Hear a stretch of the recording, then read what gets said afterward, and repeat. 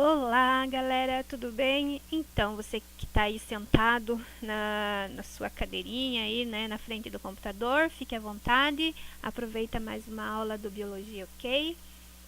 Com a professora Andreia.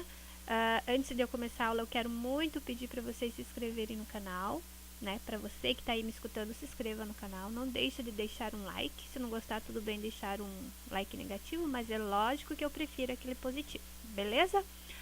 Qualquer dúvida, pergunta, sugestão, deixa comentários aí na caixa de comentários. E boa aula aí para você. Hoje eu vou falar sobre origem da vida e a gente vai estar aprendendo juntos aí então as teorias aí, um pouquinho das teorias, bem rápido, apesar que é conteúdo para falar, mas vou tentar ser bastante sucinta. Então, uma visão histórica e molecular aí da origem da vida. Como que a origem surgiu, qual que foi as teorias, então. Primeiro de tudo, como que o espaço-universo surgiu, né?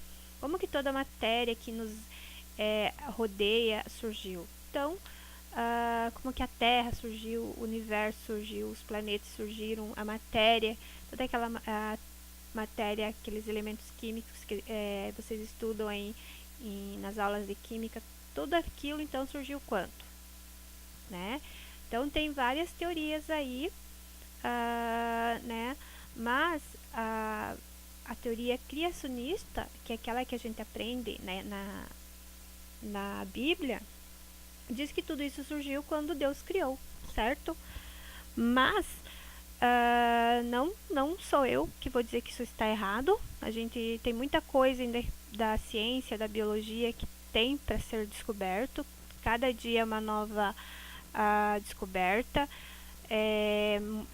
Cientistas formulam hipóteses a todo momento, né? Até teve um cientista que ganhou um prêmio Nobel dizendo que, né, apesar de ter, né, os cientistas tentarem provarem que o mundo tudo surgiu a partir da teoria do Big Bang, não se explicava, não se sabia o que existia antes. E veio um cientista recentemente dizer que quem criou tudo foi Deus.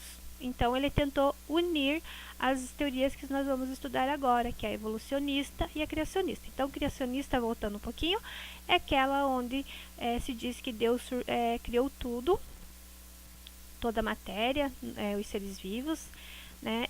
E que do jeito que Deus criou, os seres vivos se mantiveram, não houve evolução, né? Mas tem a teoria evolucionista, que é o que a gente vai se aprofundar um pouquinho.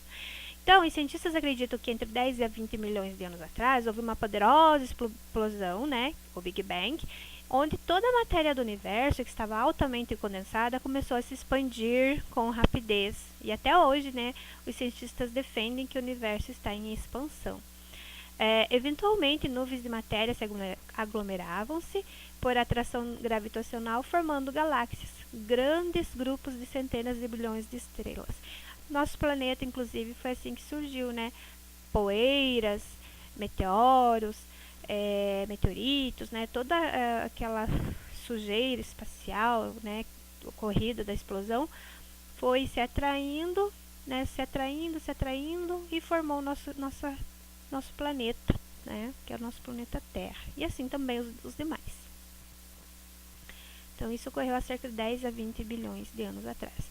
Mas, como a gente está falando sobre teorias, então vocês já sabem que teoria criacionista é aquela teoria onde Deus criou tudo e todos, né, todos os animais, tudo que a gente pode ver, todos os elementos químicos, espaço, planeta, tudo, e que os animais são imutáveis. E a teoria, né, veio depois a teoria a evolucionista, né? Então, a primeira teoria né, relacionada à evolução foi a biogênese ou geração espontânea, tá? Então, essa teoria admite que a matéria bruta dava origem a seres vivos a partir de uma força vital, tá?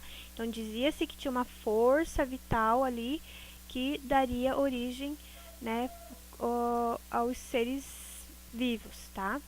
Então, quem que eram os defensores da abiogênese? Então, o primeiro foi Van Helmont, né, entre 1577 e 1644. Então, o que que ele defendeu? Ele elaborou uma receita até para produzir ratos por geração espontânea, né, então, ou a biogênese. Então, essa receita era bem simples. Então, ele reunia ali camisas sujas, né, e alimento, alguns grãos e farelos de trigo, em um local, né, escurinho, pouco frequentado por pessoas ali, e depois de 21 dias sem mexer naquele local ali, né, apareceria ratos, né, surgiriam ratos espontaneamente, né. Então ele fez essa teoria, elaborou essa teoria, fazia esse experimento e demonstrava o surgimento de ratos. Mas o que a gente sabe hoje em dia? Que isso não é real, né? Apesar de que a gente aprender isso até os dias essa teoria até os dias atuais, a gente sabe que isso não acontece. Que na verdade o ambiente é propício para que os ratos, né, vão nesse local e se reproduzam. Então, apesar de não ser real, a gente estuda até os dias atuais porque foi uma das primeiras teorias aí a questionar que Deus criou tudo e todos, e sim, né, começar a falar, né, sobre umas teorias aí, as primeiras teorias que deram, né, fizeram com que os demais cientistas começassem a pensar como que a vida evolui. John Needham também foi outro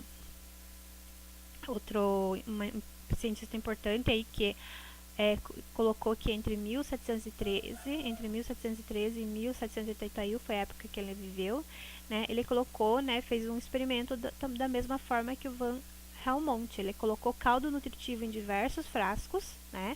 Ferveu por 30 minutos, imediatamente vedou-os com rolha de cortiça, que era o que tinha na época. Depois de alguns dias, os caldos estavam repletos de seres microscópicos. Ele dizia que depois da esterilização dos frascos, os novos micro-organismos só poderiam ter surgido por geração espontânea, né? Um fator vital teria, né, propiciado o surgimento da vida. Mas na verdade também não é certo, né, gente? Hoje a gente sabe o que levou a... Mesmo ele fervendo esse caldo por 30 minutos, lá esse caldo nutritivo de carne, provavelmente, né, o que levou ao surgimento de novos seres microscópicos? Provavelmente ele não, né, fez uma esterilização adequada do recipiente, e a vedação também poderia ser bastante precária, e de alguma forma algum micro-organismo, algum fungo, alguma bactéria, algum micro-organismo ali entrou e fez com que surgisse, né, micro-organismo nesse caldo. Agora a biogênese, né, bio, vida, gênese, origem da vida. Então essa teoria aí diz que os seres vivos só podem surgir a partir de novos seres vivos, né? Então nada surge de um monte de farelo de trigo lá no canto, camisa suja, quietinha por 21 dias. Os ratos não surgem da abiogênese. Né? Sem a vida não se origina sem a vida. Ela precisa da vida para originar novos seres vivos. Então essa é a teoria da biogênese, origem da vida a partir de seres vivos. Quem são os defensores da biogênese? Então, o primeiro foi Francisco Redi. Ele viveu entre 1626 e 1697. Então, o que ele fez? Ele colocou cadáveres de animais em frascos de boca larga, vedou alguns deles com uma gaze muito fina e deixou outros abertos. Nestes últimos, as moscas entravam e saíam constantemente, ou seja, nesses aqui, ó, que estavam com a boquinha totalmente aberta, né, as moscas entravam ali, pousavam nesses pedaços de carne e, né, faziam a festa.